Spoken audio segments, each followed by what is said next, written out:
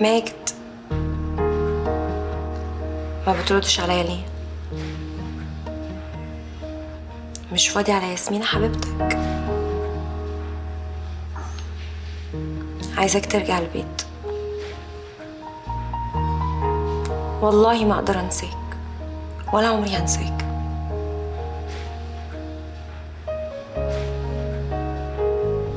اه، عشان بحبك وخايفة عليك،